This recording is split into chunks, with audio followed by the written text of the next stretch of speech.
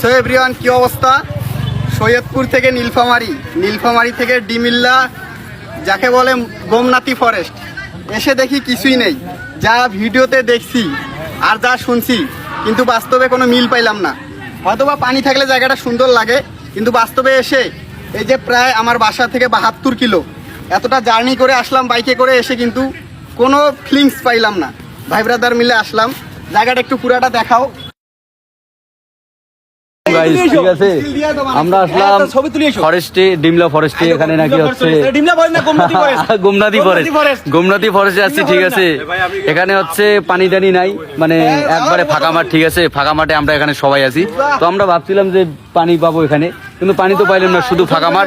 আর আমাদের সামনে আছে বর্ডার। ঠিক আছে, আমাদের সামনে আছে বর্ডার, এই যে আমাদের সামনে আছে বর্ডার।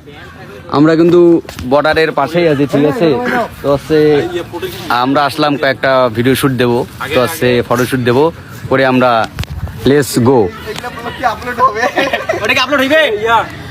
হ্যাঁ, আপলোড হবে ভাই। আমি উপরে চললাম। ঠিক আছে, আমি কিন্তু উপরে চললাম।